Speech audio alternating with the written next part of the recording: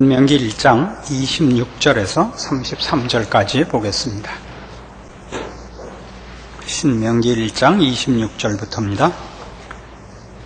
그러나 너희가 올라가기를 즐겨 아니하고 너희 하나님 여호와의 명을 거역하여 장막 중에서 원망하여 이르기를 여호와께서 우리를 미워하시는 고로 아무리 족속의 손에 붙여 멸하시려고 우리를 애굽 땅에서 인도하여 내셨도다.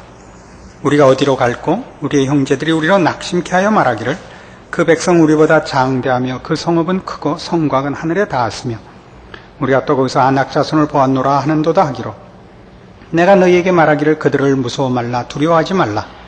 너희 앞서 행하시는 너희 하나님 여호와께서 애굽에서 너희를 위하여 너희 목전에서 모든 일을 행하신 것 같이 이제도 너희를 위하여 싸우실 것이며 광야에서도 너희가 당하였거니와 사람이 자기 아들을 아는같이 너희 하나님 여호와께서 너희의 행로 중에 너희를 안에서 이곳까지 이르게 하셨느니라 하나 이래 너희가 너희 하나님 여호와를 믿지 아니하였도다. 그는 너희 앞서 행하시며 장막 칠 곳을 찾으시고 밤에는 불로 낮에는 구름으로 너희의 행할 길을 지시하신 자니라. 지금 신명기에서 다루고 있는 여기 내용들은 이스라엘 백성이 기왕에 실패했던 것들입니다. 그 실패를 가지고 이제 두 번째 주어진 기회, 가나안 입국에 대한 이 두 번째 기회를 실패치 않게 하기 위하여 옛 실패한 사건을 언급하는 부분입니다. 뒤에 돌아와서 보면 무엇이 누가 잘못했는지 자명합니다. 그러나 이상하게도 그 일을 당할 때는, 그리고 그것이 남에게 일어나지 않고 나에게 일어날 때는 우리는 그 일에 대하여 정당한 올바른 판정을 내리지 못하는 것을 우리의 신앙 인생 속에서 너무나 자주 봅니다. 그래서 이 사건은 우리에게 너무나 중요한, 잊어서는 안 되는 교훈을 담고 있습니다. 어떤 교훈이냐 하면 이스라엘 백성은 도대체 왜 실패했는가 하는 것입니다. 우리는 지난번에 살펴본 바와 같이 25절에도 있었던 대로 25절엔 그 표현이 없습니다만 민수기의 표현을 빌어서 과연 그 땅은 젖과 꿀이 흐르는 땅이었습니다. 가서 살펴보고 하나님께서 허락하신 그 약속의 땅이 얼마나 복된 것인가, 하나님이 어떻게 우리를 복주시기를 기뻐하셨는가 확인하고 돌아왔습니다. 그럼에도 불구하고 오늘 26절 시작하는 대로 그러나 이스라엘 백성들은 들어가는 것을 거절했습니다. 모세는 여러 번 이 문제에 대하여 백성들을 권면하고 저들의 그 잘못된 마음을 돌이키기 위하여 노력한 것을 거기 기록하고 있습니다. 29절부터 시작되는 내가 너희에게 말하기를 그들을 무서워 말라 두려워하지 말라. 그리고 무엇을 두려워하지 않고 무서워하지 않아야 할 근거로 제시해요. 너희 앞서 행하시는 너희 하나님 여호와께서 애굽에서 너희를 위해 너희 목전에서 모든 일을 행하신 것 같이, 이겁니다. 이거보다 더 큰 것은 없죠.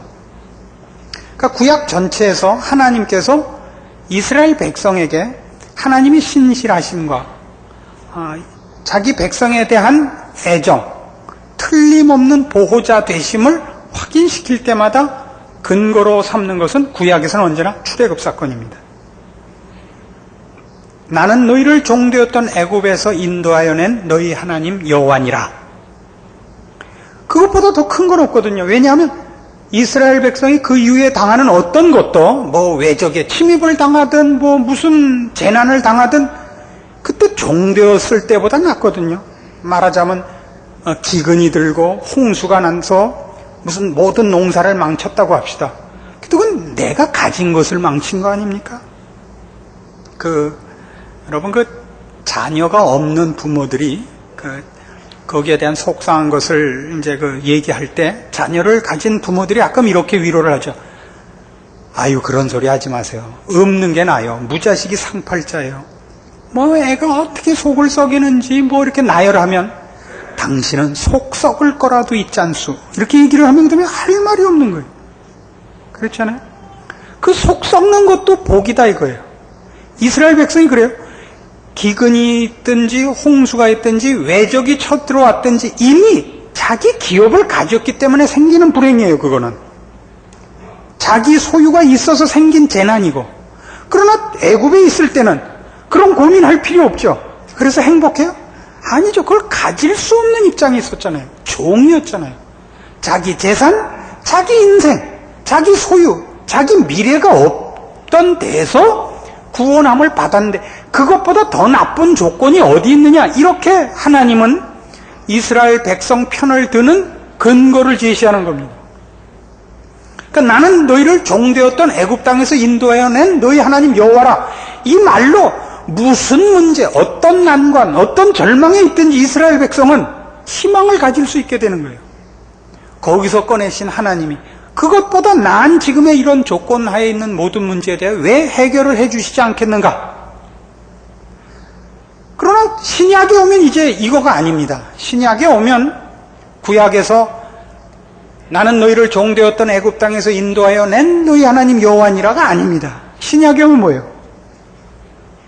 나는 너희를 구원하기 위하여 내 아들 예수를 보낸 너희 하나님 아버지니라. 이렇게 되는 거예요.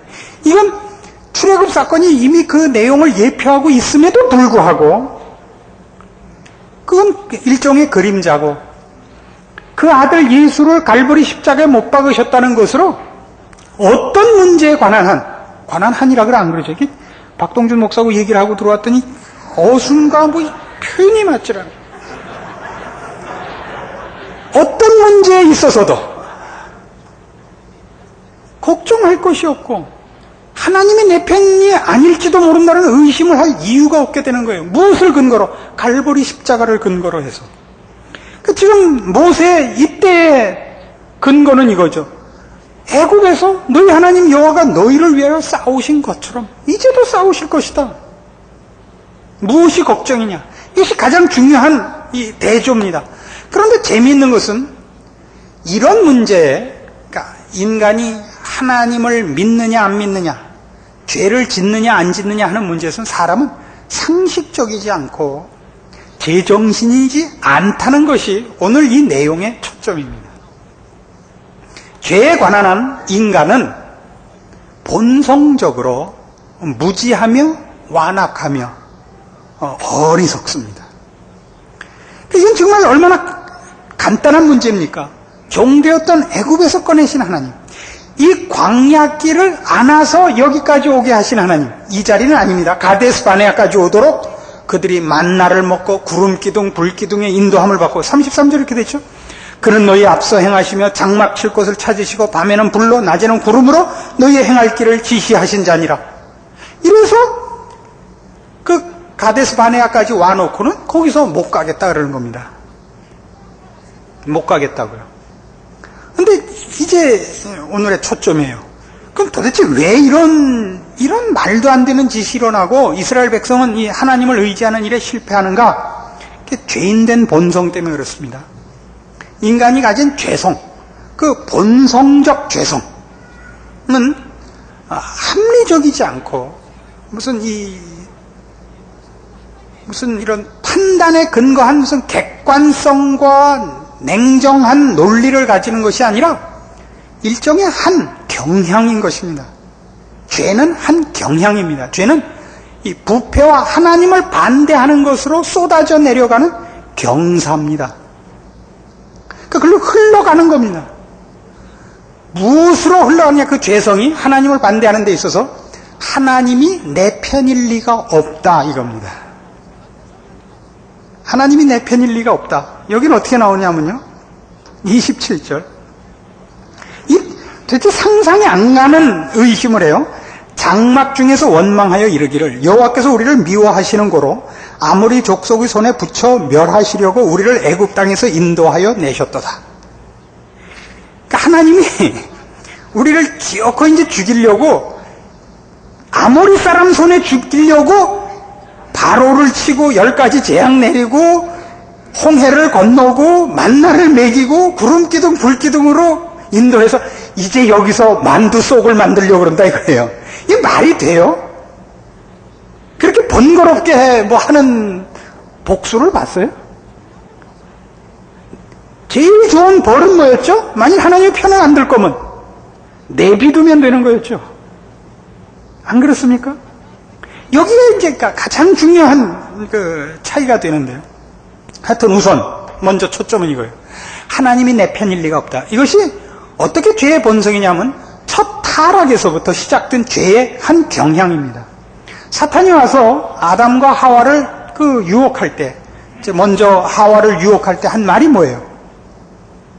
저걸 먹으면 너희가 하나님과 같게 될 것이기 때문에 하나님이 못 먹게 한 거다.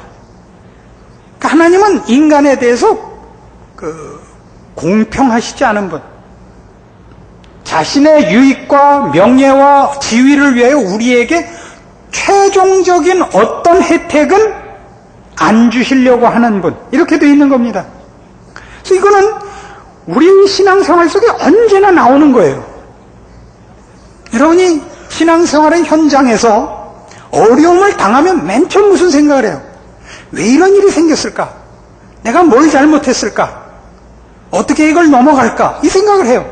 그런데도 불구하고 그 어려움이 조금만 지속이 되면 하나님 도대체 어떻게 일을 이따구로 하시는 거야? 이렇게 되는 거예요. 이렇게밖에 못하셔? 그러다 좀 더 지나면 아무래도 하나님이 날 갖고 노시는 것 같아. 여기까지 가는 거예요.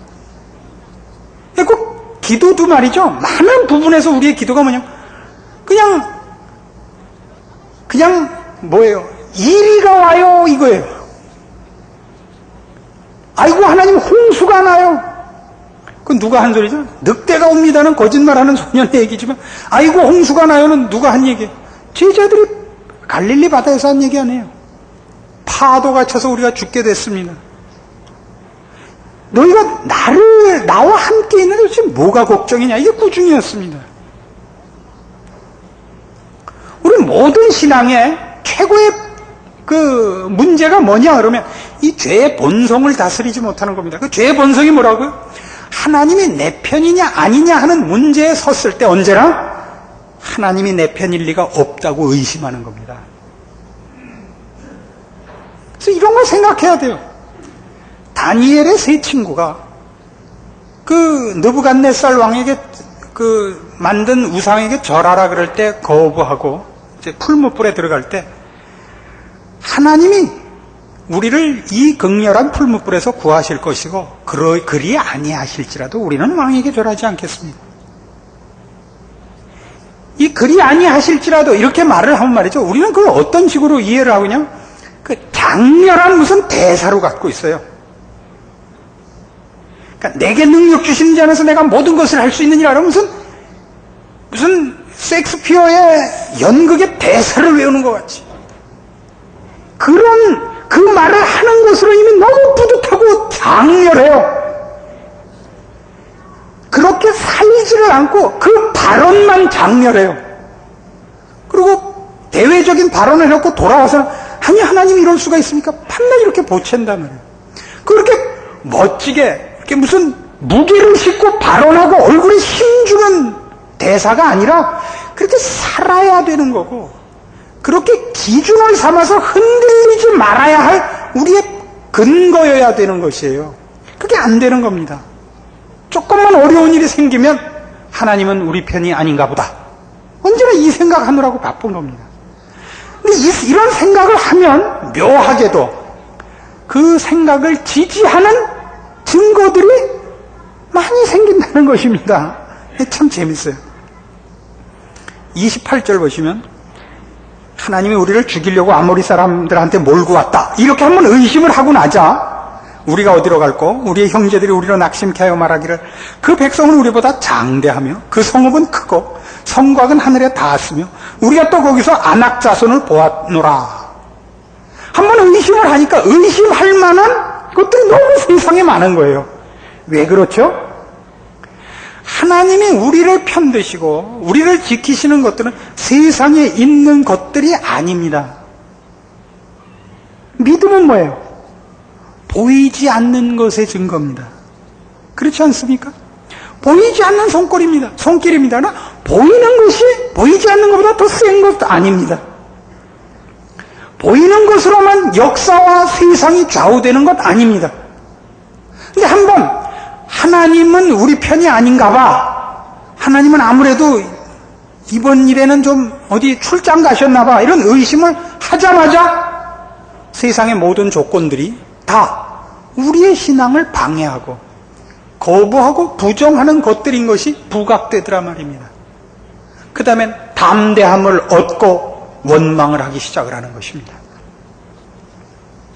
이것이 오늘 우리가 보는 이 사건의 참으로 무서운 진상입니다. 그리고 우리 모든 성도들이 늘 반복하는 신앙의 실패의 가장 중요한 공통되는 원리입니다. 어떻게 이것을 이겨야 되느냐? 믿음으로 이겨야 됩니다. 믿음은 뭐냐? 하나님이 누구신가 생각하는 것입니다. 그래서 예수님께서 산상설교에 뭐라고 얘기를 하세요? 공중나는 새를 보라. 들에 핀 백합화를 보라. 오늘 있다 내일 아궁이에 던지우는 들풀도 이렇게 입히시거든 하물며 너희일까 보냐? 믿음이 적은 자들아. 어떻게 하려는 거예요? 믿음은 어디서 나와요? 생각하는 데서 나옵니다. 어떤 생각? 하나님이 누구신가에서 나옵니다. 그러니까 구약식으로 얘기하면 끊임없이 뭐라고요? 우리를 종되었던 애굽에서 구해내신 하나님. 신약 성도들이 되면 한 걸음 더 나가서 갈보리 십자가에 예수 그리스도를 매다신 우리를 사랑하신 하나님. 이 앞에 우리에게 무서울 것과 의심할 것과 두려울 것이 없는 것입니다. 로마서 8장식으로 하면 뭐라고 되어 있어요? 그 아들을 아끼지 아니하시고 우리에게 내어주시니가 그 아들과 함께 모든 것을 은사로 주지 아니하시겠느냐? 아까식으로 성경에는 없지만 하나 붙입시다. 믿음이 적은 자들아. 이렇게 되는 겁니다. 믿음이란 결국 뭐냐면 믿음이란 내가 의지하고 내가 의존해야 되는 그 대상을 믿을만 하냐 하는 것이지 내가 얼마나 간절하냐는 아니지 않습니까? 내가 의지하는 하나님이 믿을 만큼 성실하시냐, 믿을 만큼 능력이 있으시냐, 믿을 만큼 내 편을 드시느냐, 나에게 홀을 갖고 계시느냐, 이것 아닙니까? 우리는 우리를 잊을지라도 하나님은 우리를 잊지 않으시며, 우리는 시건하고 변개하고 배반하지만 하나님은 회전하는 그림자도 없으시다는 것 아닙니까? 우리는 염려함으로 그 키를 한 자를 늘릴 수 있는 자가 없지만 하나님은 우리를 위하여 온 천하 만물을 만드시고 그 아들을 주시고 필요하다면 지금이라도 무슨 일이라도 하실 전능하신 하나님 아니십니까? 이것이 믿음의 근거입니다. 그래서 이 불신앙의 문제에 있어서 우리가 싸워야 하는 건 결국 이건 것입니다. 불신앙은 하나님을 그래서 믿을 것이냐 안 믿을 것이냐의 싸움이 아닙니다. 하나님을 믿는다 안 믿는다의 싸움이 아니라 불신앙은 아까 우리가 죄의 본성이 뭐였죠? 하나님이 정말 공평하시냐, 하나님이 내 편이냐에 대한 의심이라고 그랬습니다. 그 의심을 하는 자 그럼 누가 자기 편을 드는 겁니까? 자기만이 자기 편이라는 거죠. 자기를 자기보다 더 잘 알고 더 잘 편들 사람은 이 세상에 없다는 겁니다. 결국 신앙의 가장 중요한 싸움은 하나님을 의지하느냐 자기를 의지하느냐의 싸움입니다. 이런 것에서도 속지 않으셔야 됩니다. 여러분이 여러분의 신앙과 여러분의 지금 모습에 대해서 불만스럽다고 해서 여러분이 불안해하시면 안 됩니다. 하나님은 여러분이 사랑할 만해서 사랑한 것이 아닙니다. 왜 사랑했는지 우리는 모릅니다. 왜 나 같은 것을 사랑했는지. 내가 나에 대해서 불만스럽다고 해서 하나님도 나를 버렸을 거라고 생각하는 것 같이 못난 생각은 없습니다. 물론 이런 생각을 통해서 여러분들이 게을러도 좋다는 건 물론 아닙니다. 그러나 지금 우리가 확인해야 되는 건 지금 바로 이 말이 갖는 그 미묘한 차이에서 나타나듯이 하나님 편을 드느냐, 하나님을 최우선자로 받드느냐, 나를 최우선으로 놓느냐의 싸움입니다. 하나님을 최우선으로 놓으면 내 마음에 들었느냐 안 들었느냐를 떠나서 하나님이 내게 잘하셨을 때뿐 아니라 내게 내 눈에 만족지 않았을 때도 우리는 할 말이 없습니다. 우리가 어른을 모셔도 그렇습니다. 우리가 부모님에게나 사회에서 어른들에 대하여 그분이 혹 내 마음에 좀 안 들게 하신다 할지라도 어른이 그러면 우리가 참는 것입니다. 내가 믿지는 것입니다. 감수해야죠. 세상에서도 예의범절에서도 그렇습니다. 근데 우리가 감히 원망을 할 수 있는 것은 궁극적으로 내가 모든 판정과 만족의 최후의 그 권위이기 때문에 감히 그런 얘기가 나오는 것입니다. 만일 그럴 리도 없고 그러지 않습니다마는 하나님이 우리에게 잘못했다고 한들 하나님의 권세지 우리가 뭐라고 할 겁니까? 이 일에 대하여 우리는 너무나 실존주의적이고 죄의 본성적 영향을 받고 있는 줄 아셔야 됩니다. 하나님이 내 편을 들면 하나님이 하나님이시고 하나님이 내 편을 안 들면 하나님은 하나님이 아니십니까? 그렇지 않습니다. 하나님 쪽에서 정하고 하나님 쪽에서 결정하지 내가 결정하지 않습니다. 그래서 결국 신앙은 무엇이냐 이렇게 할 때 골로새서 3장에 오시면 신앙은 이런 식으로 정리돼야 됩니다. 골로새서 3장 15절 그리스도의 평강이 너희 마음을 주장하게 하라. 평강을 위해 너희가 한 몸으로 부르심을 받았나니 또한 너희는 감사하는 자가 되라. 그리스도의 말씀이 너희 속에 풍성히 거하여 모든 지혜로 피차 가르치며 권면하고 시와 찬미와 신령한 노래를 부르며 마음에 감사함으로 하나님을 찬양하고 또 무엇을 하든지 말이나 일이나 다 주 예수 이름으로 하고 그를 힘입어 하나님 아버지께 감사하라. 하나님께 감사하는 겁니다. 이것도 우리가 많이 오해할 수 있는 부분인데요. 감사하라는 데 초점이 있는 것이 아닙니다. 초점이 있습니다. 그러나 미묘한 겁니다. 어떻게 해요? 내가 하나님 앞에 늘 감사합니다. 감사합니다. 수령님 아버지 감사합니다. 감사합니다. 그걸 보이고 있으라는 게 아닙니다. 권위적 차원에서 하나님만이 하나님이십니다. 우리는 그의 만드신 바요. 그의 사랑을 입는 자이지 우리가 하나님을 선택하거나 하나님께 명령을 하거나 평가를 할 수 있는 입장이 아닌 것입니다. 그 하나님은 나를 사랑할 뿐만 아니라 그 하시는 모든 일이 의로우신 분입니다. 그게 하나님께 감사합니다. 나는 기뻐요. 항상 기뻐요. 이렇게 얘기함으로 무슨 하나님 앞에 재롱 떨라는 얘기가 아닙니다. 지금 이게 신앙입니다.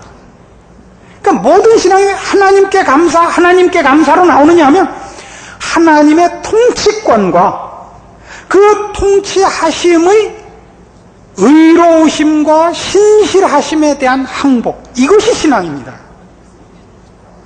모든 성도의 불평과 원망은 하나님 일하시는 게 내 마음에 들지 않는다는 데서 나오는 것입니다. 그러니까 하나님이 내 신앙인 것입니다. 나보다 더 큰 능력을 가지셨을 뿐이지. 알라딘의 램프입니다. 램프를 문지르면 마왕이 나타나는데 그 마왕이 알라딘이 하지 못하는 일을 해줍니다. 그러나 그 마왕이 알라딘을 뭐라고 불러요? 주인님 부르셨습니까? 이게 가장 조심해야 될 성도들의 신앙에서의 핵심되는 문제점입니다. 오늘 이 신명기에 등장한 대로 이 이스라엘 백성들이 이 가데스 바네아에서의 실패, 무엇 때문이었다고요? 가장 믿음이 동원되어야 할 순간에 이르면 최종 판정자가 자기가 되는 겁니다. 하나님 하시는 일에 뭔가 안심이 안 되고 내가 기대하고 내 마음같이 되지 않은 모든 문제에 대하여 무엇으로 간다고요? 하나님이 내 편을 들 리가 없지, 이리로 간다니까요. 그래서 성경은 끊임없이 우리에게 토종 비결같이 뭐 몇 년도엔 무슨 일이 생기고 언제는 어디 땅값이 오르고 이렇게 돼 있질 않고, 또 뭐 동쪽으로 가면 뭐 귀인을 만나고 니은으로 시작하는 교회 가면 은혜를 받는다, 이런 게 없고 그런 게 없고 뭐가 자꾸 반복되어 나오죠? 우리 성도들에게 그 신앙의 권면을 위하여 성실하신 하나님이에요. 언제나 이거예요. 여호와로라 여호와로라 은혜롭고 자비롭고 긍휼과 인애가 무한하신 하나님, 시건치 아니하신 하나님, 거룩하신 하나님, 공의로우신 하나님, 오래 참으시는 하나님. 왜 이런 게 강조돼야 되는가 하는 이유가 여기에 있는 것입니다. 어디로 돌아가지 말라고요.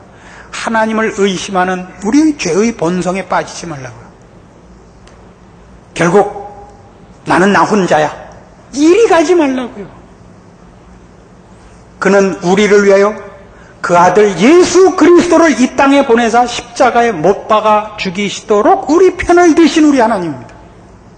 그 갈보리 십자가 앞에 우리는 어떤 문제를 가지고도 하나님 왜 일을 이렇게 하십니까? 라고 원망을 할 어떤 일도 찾을 수가 없는 것입니다.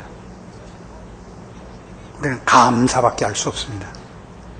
그 하나님이 벌주어 마땅한 우리를 사랑하셨고 복주기를 기뻐하시고 우리를 편들기 위하여 이 세상을 지으신 그 능력으로 온 우주와 역사를 동원하여 내 편을 들며 내 인생에 간섭하고 계시다는 사실 앞에 우리는 놀랍니다.